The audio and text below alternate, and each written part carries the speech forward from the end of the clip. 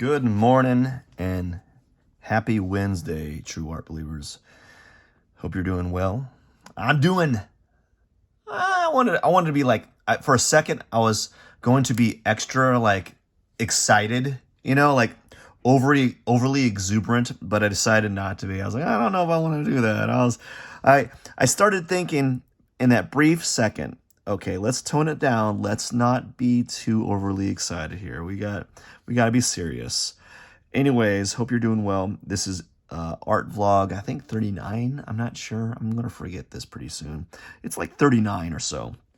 And I am, well, aside from Octane from Rocket League, a very poorly drawn version, a poorly drawn drawing of Octane from Rocket League. I said Rocket League. Rocket League. I am going to be drawing or doing some sketches from George Bridgman's Constructive Anatomy book.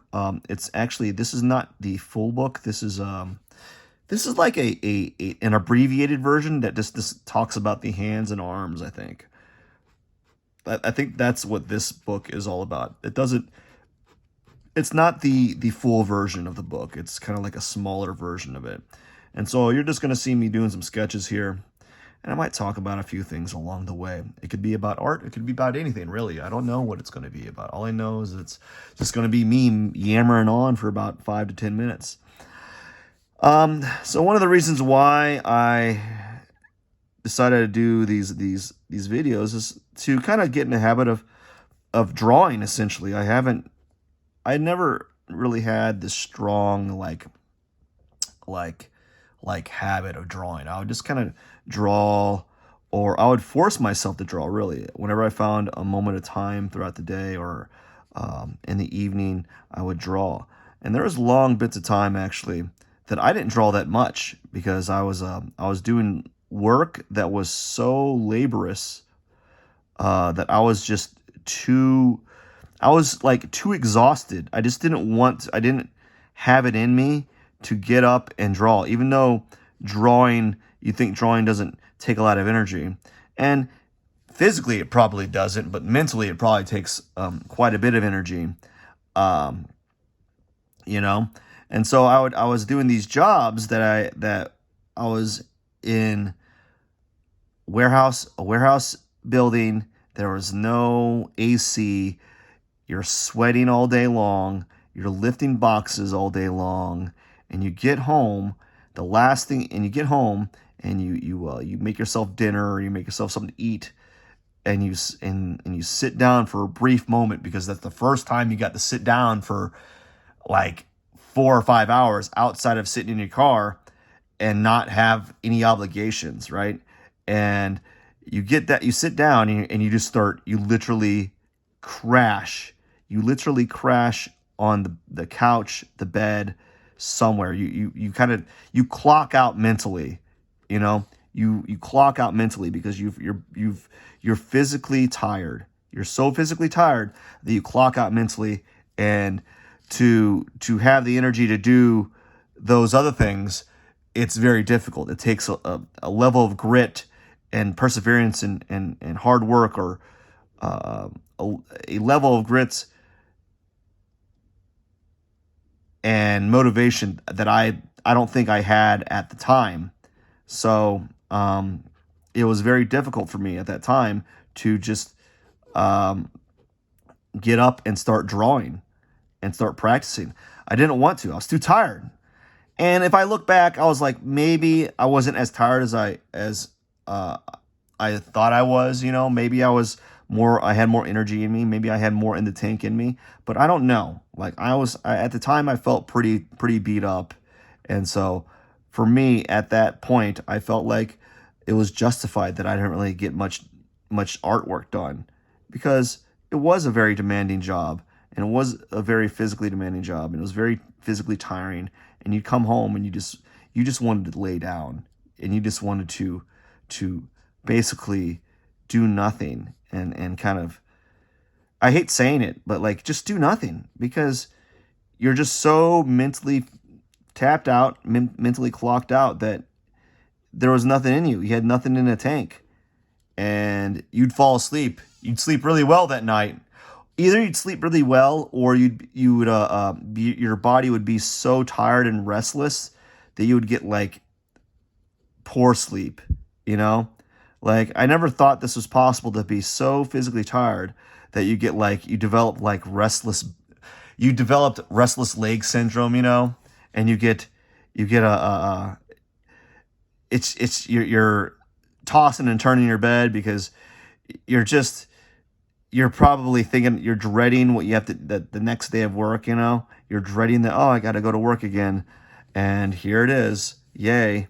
And so you're just thinking about when's the next day of work, or what you're just thinking about, oh, I only have this amount of time, I only have like 8 hours or 10 hours before I have to go to my next shift of work. Great. And so you're just tossing and turning in your bed, and then you get really bad sleep. And then this process just recycles itself. It just goes over and over again. You know, it just recycles itself. Wow, this is not looking good. I make everything too wide.